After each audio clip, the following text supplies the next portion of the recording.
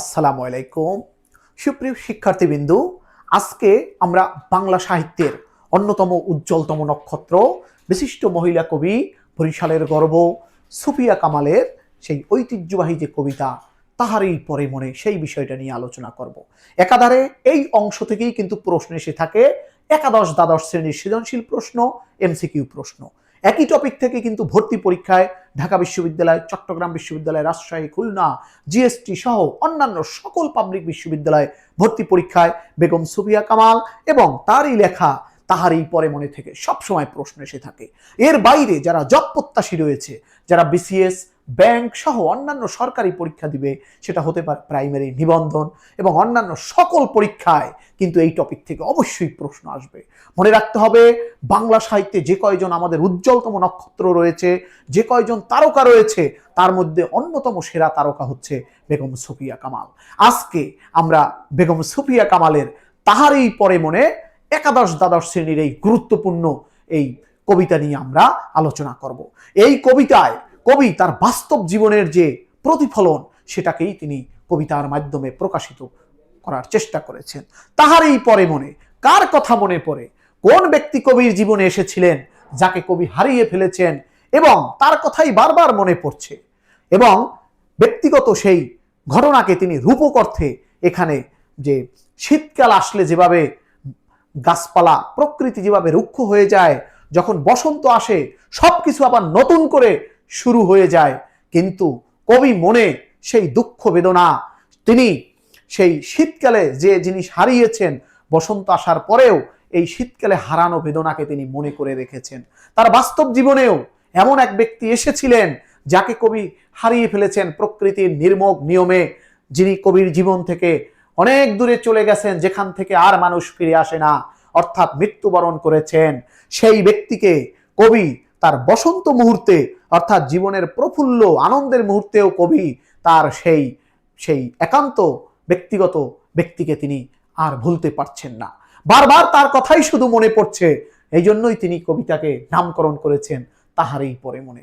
তাহলে আমরা দেখতে চাই, আমরা বুঝতে চাই তিনি কি লিখেছেন কবিতার মাধ্যমে।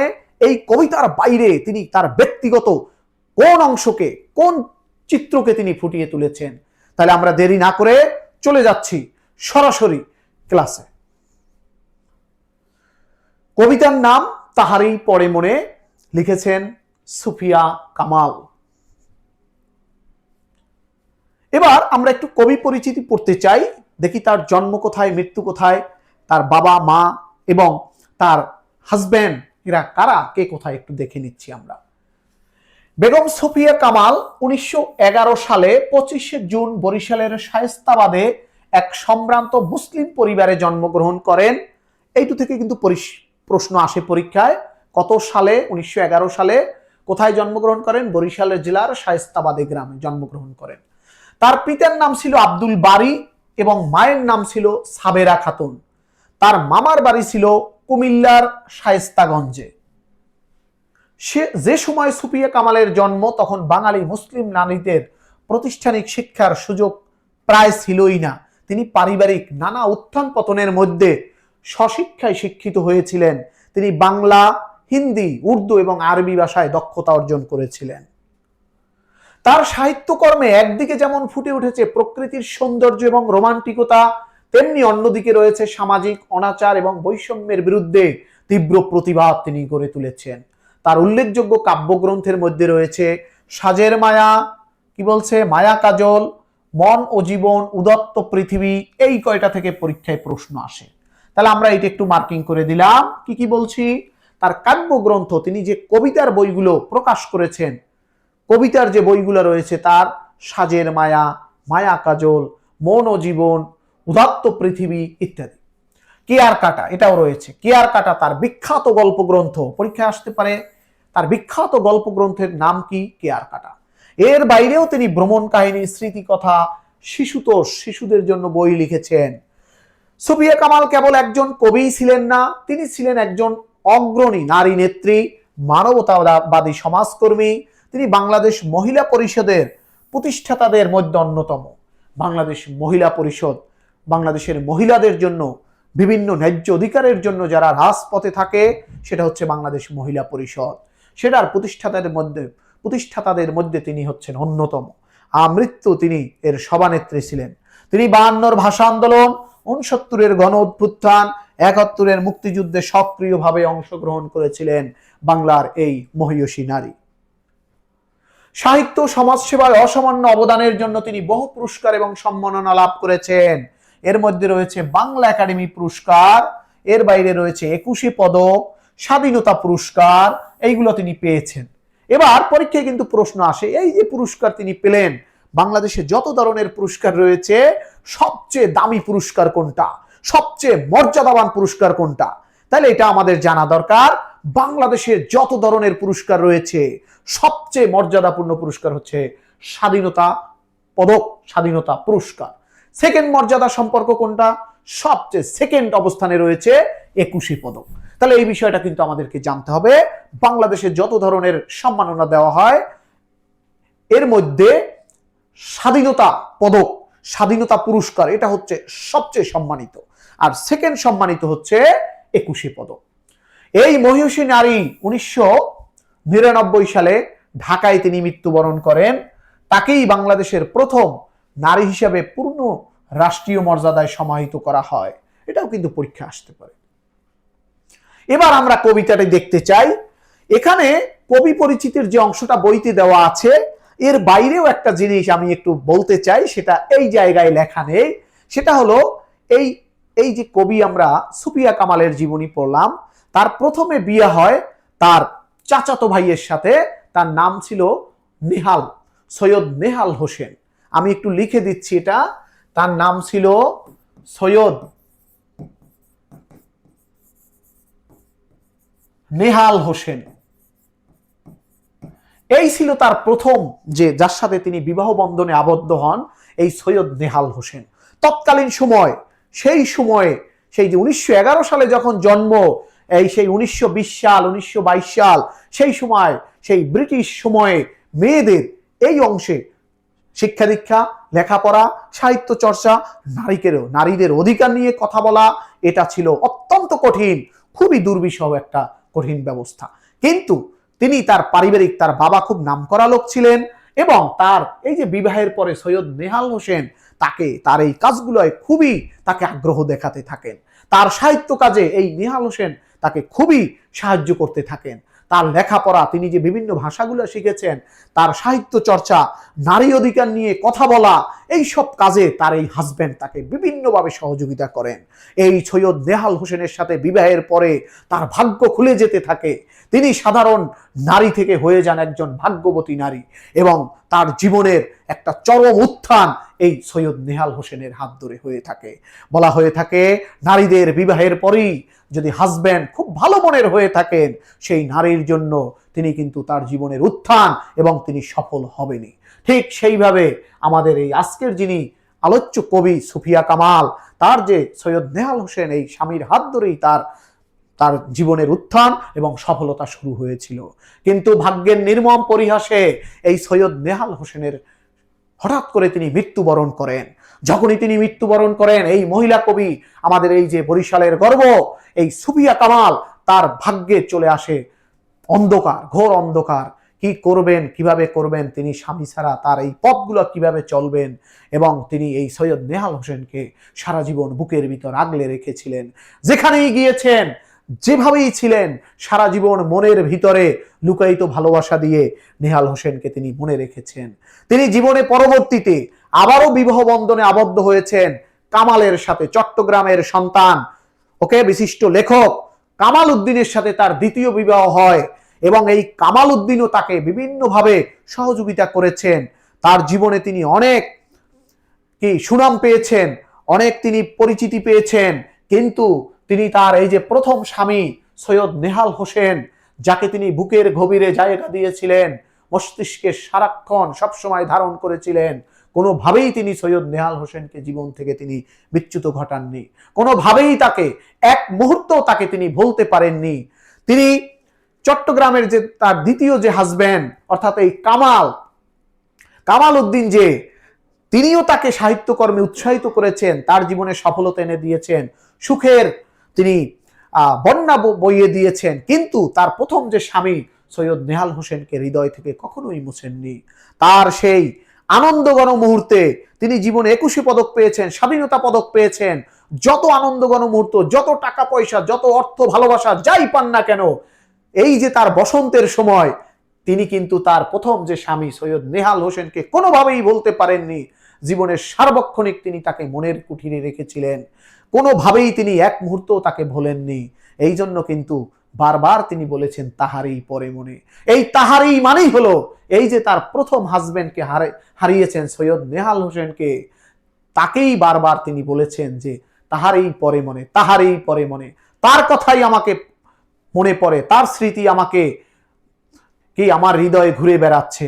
এই তাহারই পরে মনে মানে তার প্রথম যে হাজবেন্ড, যার নাম ছিল সৈয়দ নেহাল হোসেন, তাকে মনে পড়ে।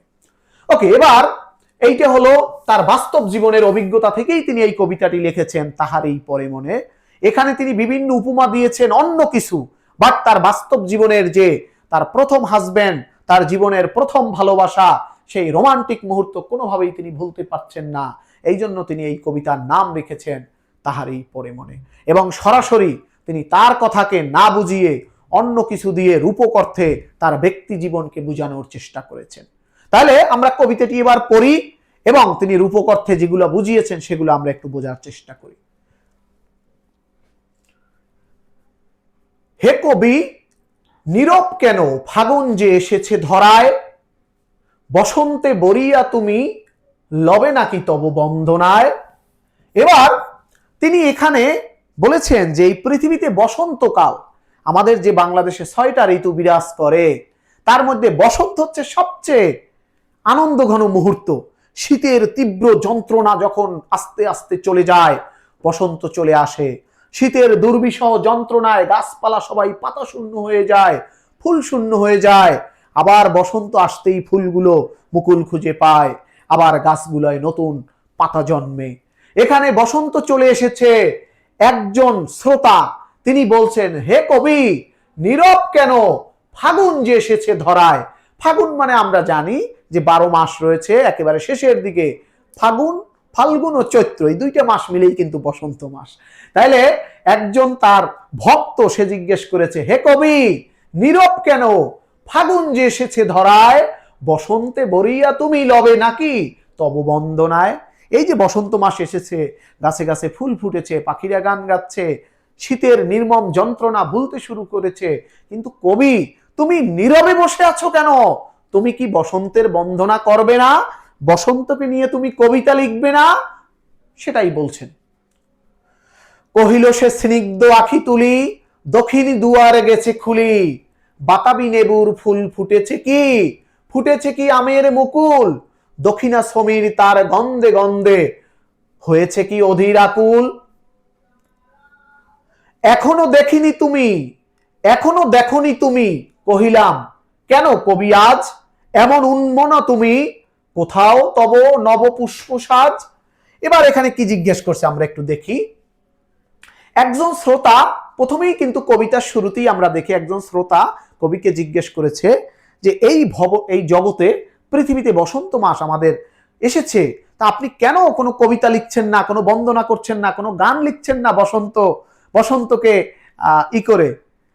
তখন কবি বলেছে, এই যে কবি কি বলল, কবি কহিল সে স্নিগ্ধ আখি তুলি, দক্ষিণ দুয়ার গেছে খুলি, বাতাবি নেবুর ফুল ফুটেছে কি, ফুটেছে কি আমের মুকুল, দক্ষিণা সমীর তার গন্ধে গন্ধে হয়েছে কি অধীর অকুল। ওকে, কবি বলছে যে যেহেতু বসন্ত মাস এসেছে, তাহলে কি দক্ষিণের যে দুয়ার সেটা কি খুলে গেছে? বাতাবি লেবুর কথা বলা হয়েছে, বাতাবি নেবুর ফুল কি ফুটেছে, আমের মুকুল কি ফুটেছে, যেগুলো বসন্ত মাস হয়েছে। এবার তার শ্রোতা কি বলেছে দেখি, এখনো দেখনি তুমি, কহিলাম, মানে কবির যে সেই ভক্ত, সেই শ্রোতা, তিনি বলছে তুমি এখনো চোখ খুলে দেখনি কেন কবি আজ এমন উন্মনা তুমি, কোথা তব নবপুষ্প সাজ। তুমি আনমনে হয়ে বসে আছো কেন? তুমি কেন চোখ খুলে দেখছো না? তাহলে কি তুমি অন্য কোথাও পুষ্পসজ্জা করছো? কহিল সে সদূরে চাহিয়া, অলখের পাথার বাহিয়া। সে ওই শ্রোতার দিকে একটু তাকিয়ে বলল, দেখি কি বলছে, আমরা একটু দেখে নিই। তরিতার এসেছে কি, বেজেছে কি আগমনী গান, ডেকেছে কি সে আমারে, শুনি নাই রাখিনি সন্ধান। কহিলাম ওগো কবি, রচিয়া লও না আজো গীতি, বসন্ত বন্দনা তব কণ্ঠে শুনি এ মোর মিনতি। ওকে, এবার কবি জিজ্ঞেস করেছে যে তরি কি এসেছে, তরি তার এসেছে কি, বেজেছে কি আগমনী গান।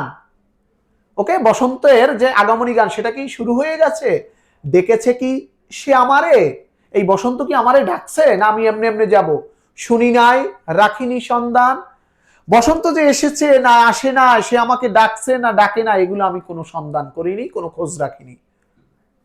এবার কবির যে শ্রোতা আছে, তার যে ভক্ত, সে কি বলল, কহিলাম ওগো কবি, রচিয়া লহনা আজো গীতি, বসন্ত বন্দনা তব কণ্ঠে শুনি এ মোর মিনতি। এবার ভক্ত বলছে তাড়াতাড়ি আপনার কবিতায় একটা গান লেখেন, একটা গীত লিখে দেন, যেখানে বসন্তের বন্দনা শুনবো আমরা, সেই গানের মধ্যে বসন্তের বিভিন্ন বৈশিষ্ট্য শুনবো। বসন্ত আমাদের দুঃখ ভুলিয়ে দিয়েছে, আনন্দ শুরু করে দিয়েছে, শীতের তীব্র যন্ত্রণা আমরা ভুলে গিয়েছি। ওকে, বসন্ত মাস নিয়ে বিভিন্ন লেখক কবি অনেকেই কিন্তু এগুলা লেখে, আমরা বিভিন্ন সময় দেখি। বসন্ত বাতাসে সইগ, বসন্ত বাতাসে, বসন্ত বাতাসে সইগ, বসন্ত বাতাসে বন্ধুর বাড়ির ফুলের গন্ধ, বন্ধুর বাড়ির ফুলের গন্ধ আমার বাড়ি আসে সইগ বসন্ত বাতাসে।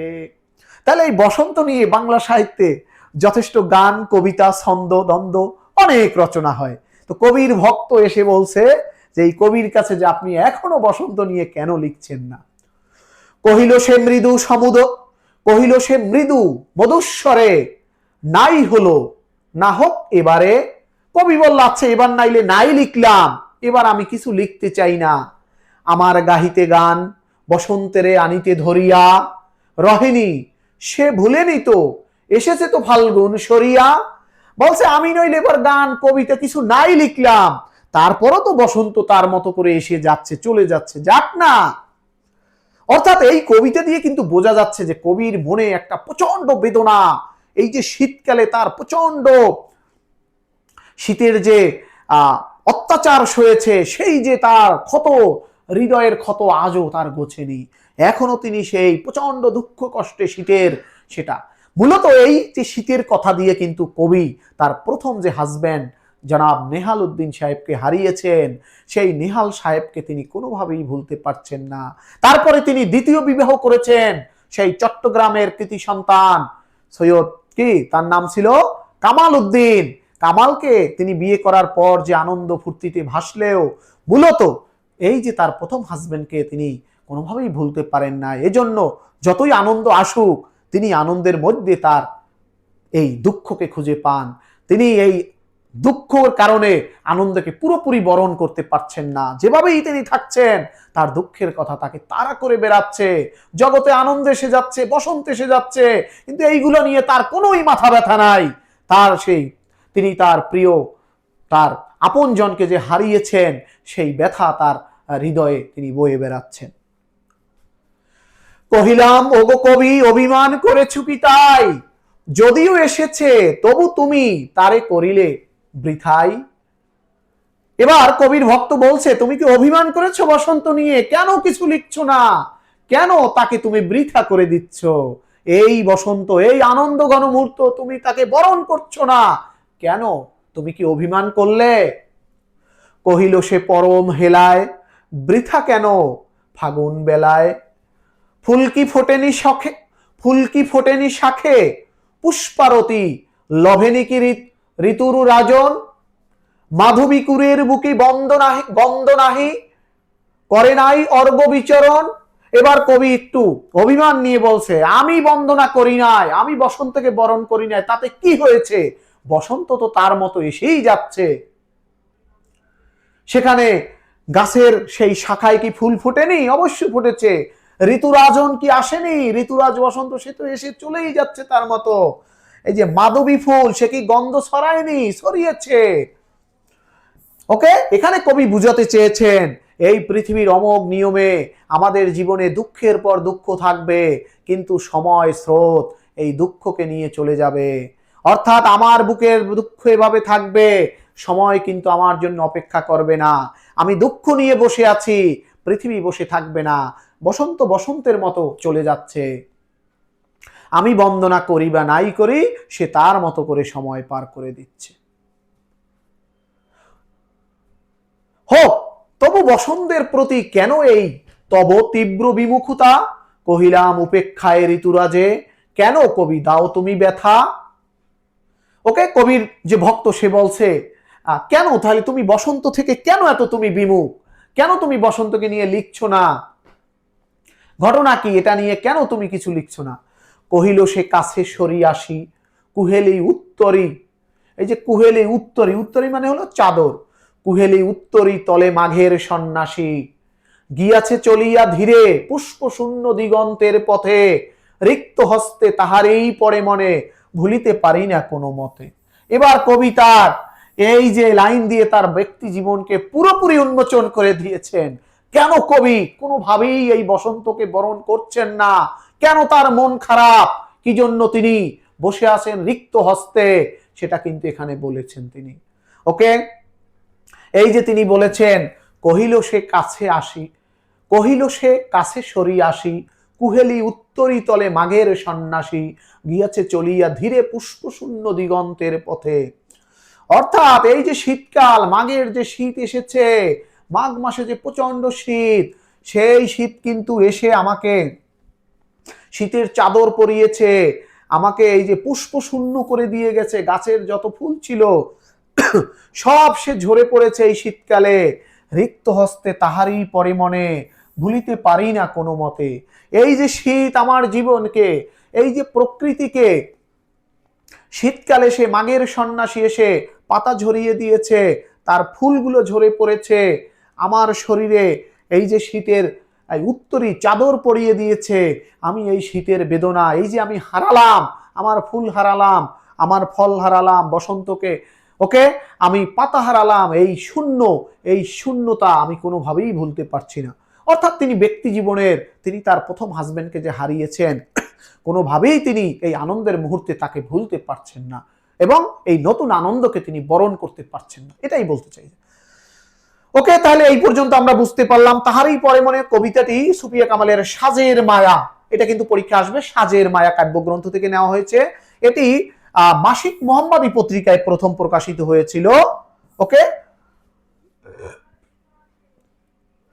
এখানে প্রকৃতির রূপের কথা বলা হয়েছে, শীতকালে কেমন রূপ প্রকাশিত হয়। শীতকালে এসে তীব্র শীতের মধ্যে পুরো প্রকৃতি বাংলার ঢেকে যায়। এর মধ্যেই কিন্তু আমরা গাছের পাতাগুলো ঝরে যায়, ফুলগুলো শুকিয়ে যায়, ঘাসগুলো মনে হয় যেন নিস্তেজ হয়ে গেছে, জড় পদার্থ হয়ে গেছে। তীব্র শীতের, মাঘের শীতের সন্ন্যাসী যখন বিদায় নেয়, আবার প্রকৃতিতে ফুলসজ্জা চলে আসে, গাছে গাছে ফুল ফোটে এবং ডালে ডালে পাতা চলে আসে। এবং এই যে প্রকৃতির চমৎকার যে সিস্টেম, এইটাই কিন্তু এখানে, এবং এই কবিতা হলো এইগুলো বলা হয়েছে এখানে কবিতায়। এর আড়ালে কিন্তু কবিতার ব্যক্তি জীবনের চরম বাস্তবতাকে ফুটিয়ে তুলেছেন। তিনি ব্যক্তিগত জীবনে শীতের মতো যে দুঃখ পেয়েছেন, তিনি সেখানে তার যে প্রিয়তম হাজবেন্ডকে হারিয়েছেন, তাকে তিনি এই আনন্দের মুহূর্তেও ভুলতে পারছেন না।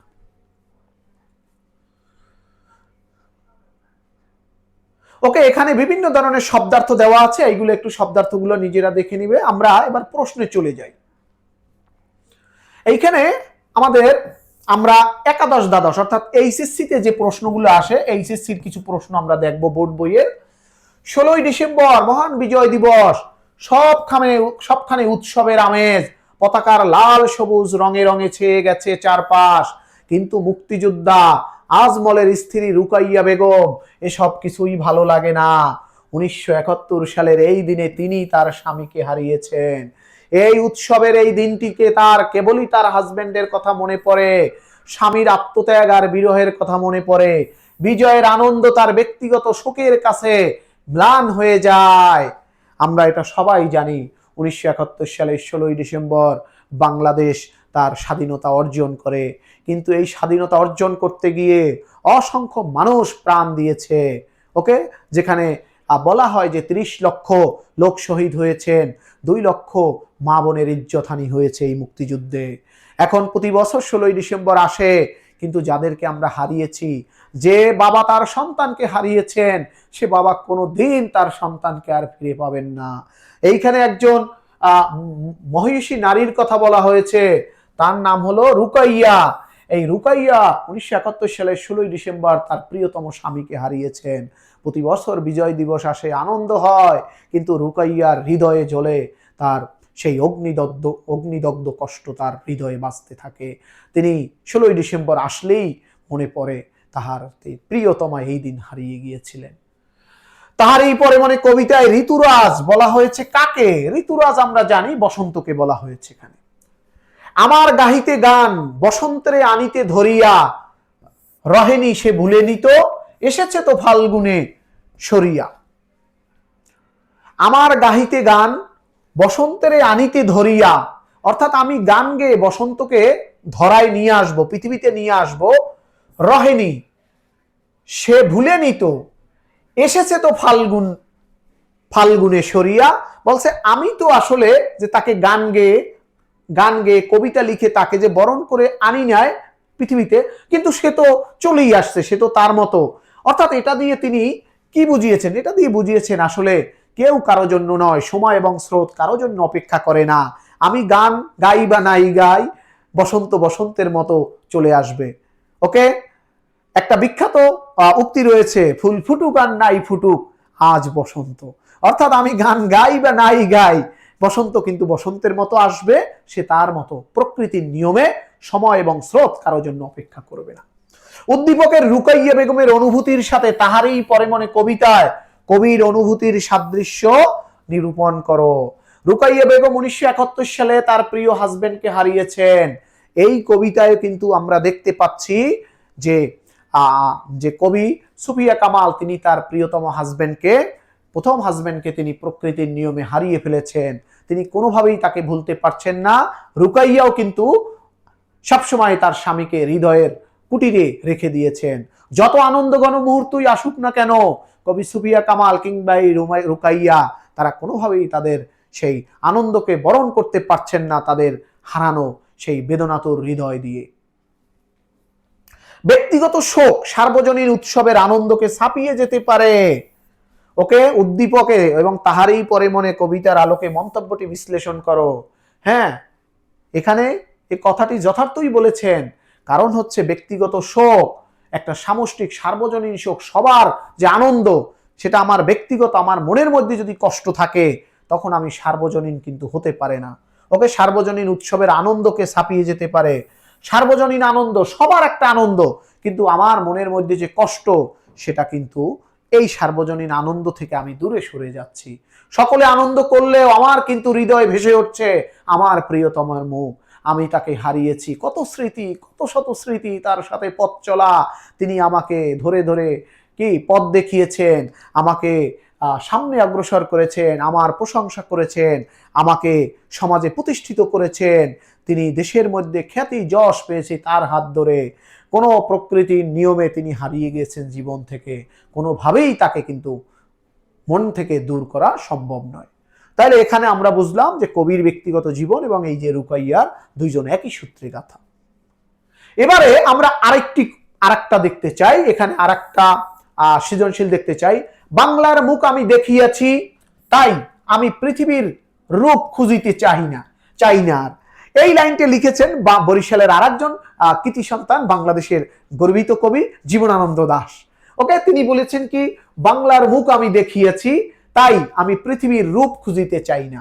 এই বাংলায় যে যথেষ্ট রূপ, এত চমৎকার চেহারা, চারিদিকে যেদিকে তাকাই শুধু গাছপালা, সবুজ ছায়া কি সুনিবিড় এবং সবুজ শস্য শ্যামলা, এই ধরনই হচ্ছে বাংলাদেশ। আবার এখানে রয়েছে প্রকৃতির চমৎকার নিয়মে অসংখ্য হাজার হাজার নদী, রয়েছে, যেদিকে তাকাই সেদিকেই রয়েছে সৌন্দর্য, মাঠে ঘাটে রয়েছে প্রচন্ড উর্বর জমি, যা চাষ করা হয় সেইগুলাই হয়। তাই কিন্তু কবি এই সমস্ত বাংলার এই চমৎকার রূপ দেখে বলেছেন যে বাংলার রূপ দেখেছি আমি, কিন্তু পৃথিবীর রূপ আর খুঁজিতে চাই না। এবার প্রশ্ন, মাঘের সন্ন্যাসী কিসের তলে চলে গেছে? মাঘের সন্ন্যাসী মানে কি? মাঘের যে শীত, এটা কিসের তলে চলে গেছে? এটা বসন্তের তলে, বসন্ত আসার পরে এটা চলে গেছে। বৃথা কেন ফাগুন বেলায় ফুল কি ফোটেনি শাখে? ওকে, বৃথা কেন ফাগুন বেলায় ফুল কি ফোটেনি শাখে? কবি জিজ্ঞেস করেছেন যে এই যে বসন্ত, এটা বৃথা কেন? আমি কবিতা লিখিনি, তাতে কি হয়েছে? ফুল কি ফোটেনি, বসন্ত কি আসেনি, বসন্ত তার মতো চলছে না, শুধু আমি কষ্ট নিয়ে আছি, তাতে সমস্যা কি?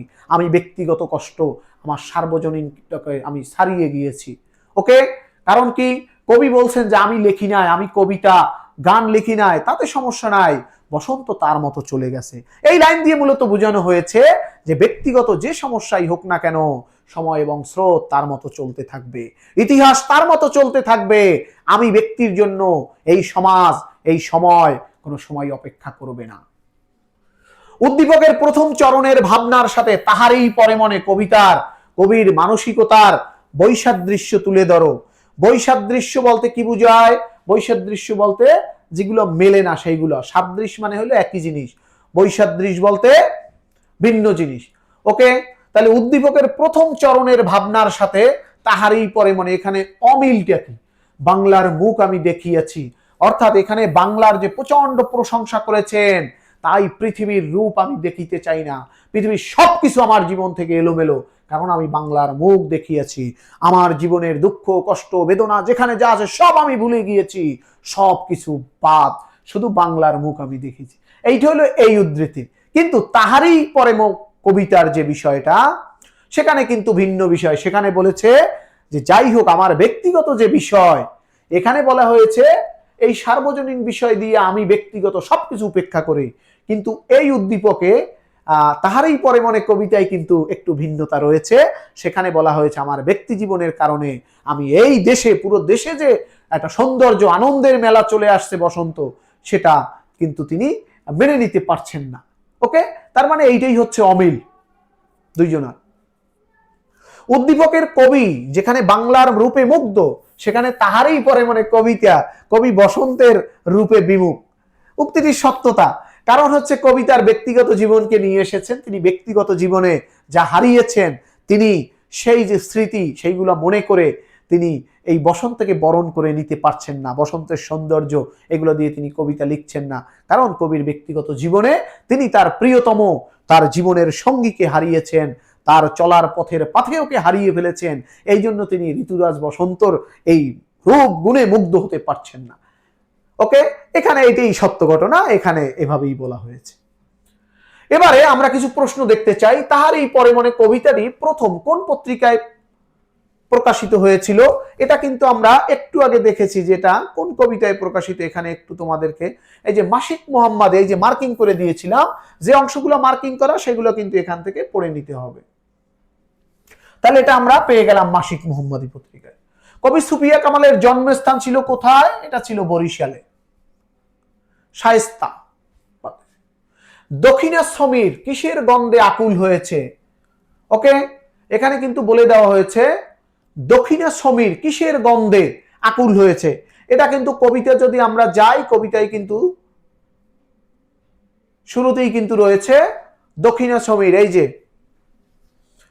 এই যে দক্ষিণা দুয়ার খুলে কি গেছে, বাতাবি নেবুর ফুল কি ফুটেছে, ফুটেছে কি আমের মুকুল। এই যে আমের মুকুলের কথা বলা হয়েছে। ওকে,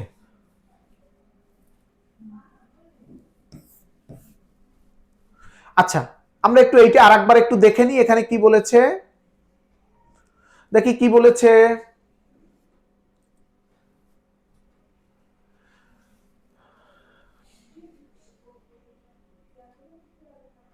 এই যে দক্ষিণে দুয়ার কি গেছে খুলি, বাতাবি নেবুর ফুল কি ফুটেছে, ফুটেছে কি আমের মুকুল।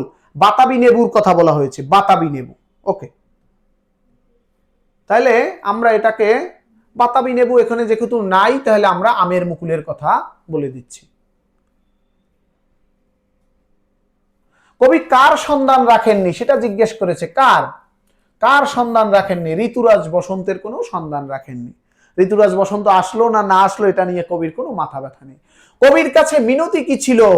কবির কাছে মিনতি ছিল গান রচনা, এই বসন্ত বন্দনা, অর্থাৎ বসন্ত নিয়ে বন্দনা বয়ে, সেটা গান হতে পারে, কবিতা হতে পারে, বসন্ত বন্দনা। কে পরম হেলায় কথা বলেছে? কে পরম হেলায়? কবি কথা বলছে পরম হেলায়, অর্থাৎ তিনি বসন্তকে পরম হেলা করে তিনি কথা বলছেন। পুষ্পরতি, পুষ্পের রতি, পুষ্পরতি মানে হইল পুষ্পের রতি, পুষ্পের রতি, এখানে ষষ্ঠী তৎপুরুষ র, অর্থাৎ এইটা লোপ পেয়ে তারপরে হয়েছে, তাহলে তৎপুরুষ, ষষ্ঠী তৎপুরুষ। কহিল সে কাছে সরিয়ে আসি, কবি কাছে সরিয়ে আসি, এখানে সে কে? সে হইল কবি। কবি বলেছে খুব কাছে এসে বলেছে। মাঘের সন্ন্যাসী কোন পথে চলে গেছে? দক্ষিণের পথে।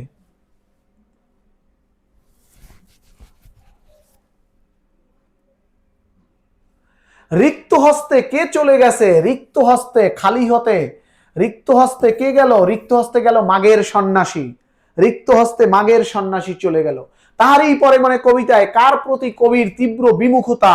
কার প্রতি? বসন্তের প্রতি কবির তীব্র বিমুখতা, মানে বসন্ত থেকে কবি একেবারে দূরে। আগমনী মানে কি? আগমন বার্তা, আগমনী মানে আগমন বার্তা। কবিতাটিতে কোন কোন ফুলের কথা বলা হয়েছে? কোন ফুলের কথা? গোলাপ, বেলি আছে? নাই। আর কি আছে? মাবদী এবং বাতাবি নেবুর কথা বলা হয়েছে। কহিল সে স্নিগ্ধ আখি তুলি, এখানে স্নিগ্ধ আখি মানে কি? স্নিগ্ধ আখি, কহিল সে স্নিগ্ধ আখি তুলি, এখানে স্নিগ্ধ আখি কার? স্নিগ্ধ আখি হলো কবির। কবি স্নিগ্ধ আখি, একেবারে নরম, মানে কোমল ভাবে চোখ তুলে তাকালো। তাহারই পরে মনে, কবিতায় মনোজগতের, কবির মনোজগতের মূল সুর কি? কবির মূল সুর কি? বিষাদ এবং শূন্যতাবোধ। কারণ কবির হৃদয়ে যে রিক্ততা, শূন্যতা, সেইটা বিষাদ মানে কি? কষ্ট। তাহারই পরে মনে কবিতায় বসন্তের অনুষঙ্গ হিসাবে এসেছে কি? বসন্তের অনুসর্গ হিসাবে, বসন্তের এখানে কুয়াশার চাদর নয়, প্রথম দুইটা আমের মুকুল এবং হলো কি দক্ষিণা দুয়ার, 1 আর 2, এটা ক সঠিক উত্তর।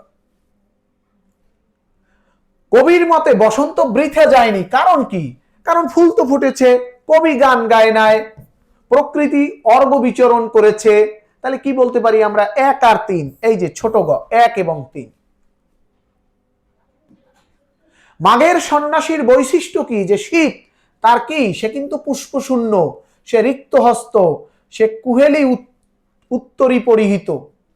ওকে 1 2 3 তিনটাই ওকে। সে কিন্তু পুষ্পকে শূন্য করে দেয়, খালি করে ফেলে, রিক্ত হস্ত, সে কিন্তু কুহেলি উত্তরী মানে কুয়াশার চাদর পরে আসে।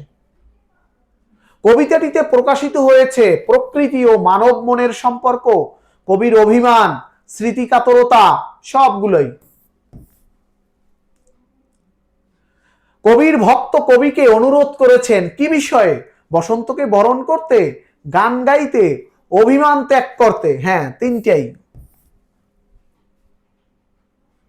তাহারই পরে মনে, কবিতাটি একটি গীতি কবিতা, সংলাপ নির্ভর কবিতা। এটা মূলত একটা সংলাপ নির্ভর গীতি কবিতা, প্রকৃতি বিষয়ক কবিতা। তাহলে এটা একটা গীতি কবিতা, সংলাপ নির্ভর রচনা। হ্যাঁ, 1 আর 2, প্রকৃতি বিষয়ক কবিতা, প্রকৃতি বিষয়ক কবিতা। হ্যাঁ, এটা 1 2 3 তিনটেই রয়েছে।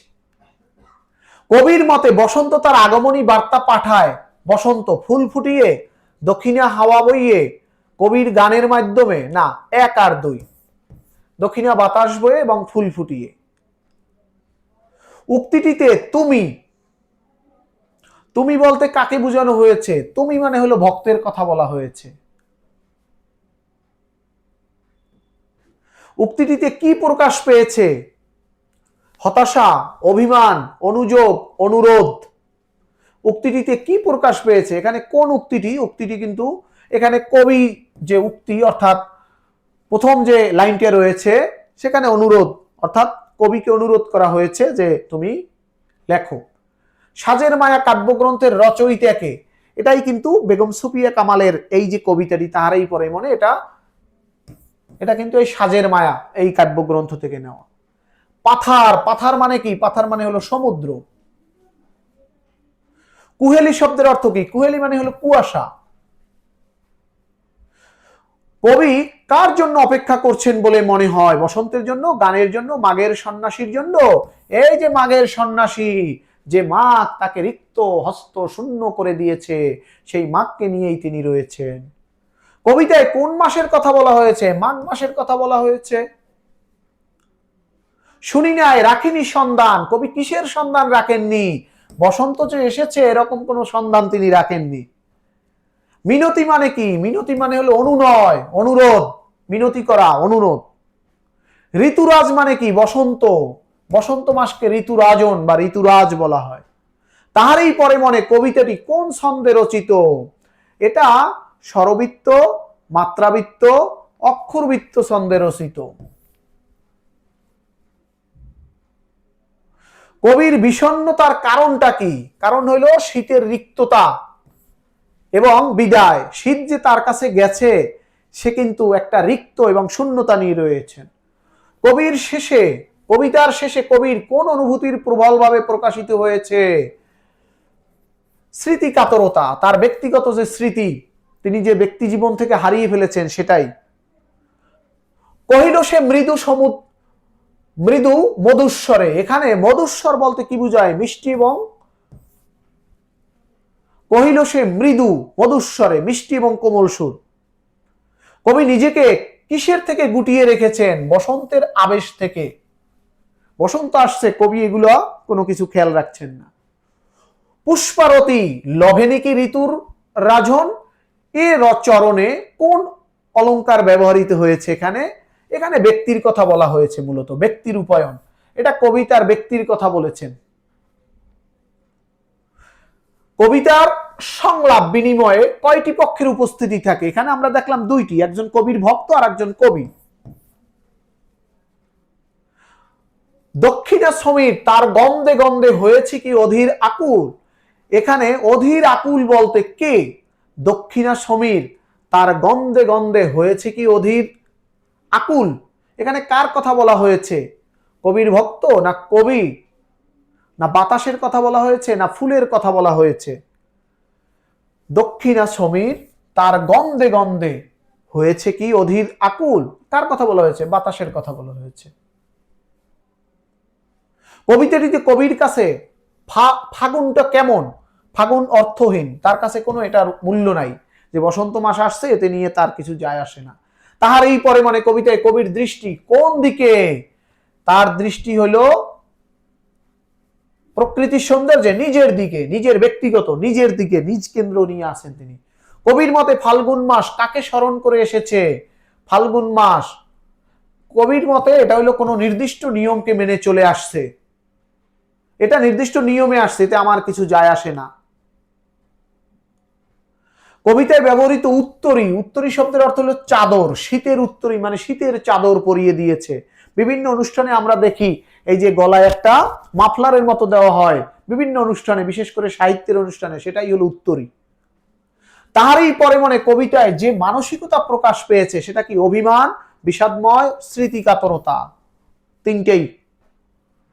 তাহলে আজকে কিন্তু আমরা এই যে বেগম সুফিয়া কামালের ঐতিহাসিক এবং তার ব্যক্তি জীবনের বিশেষ এই যে কবিতা তাহারই পরে মনে, সেই কবিতা আমরা top to bottom, A to Z পুরোপুরি আলোচনা করলাম।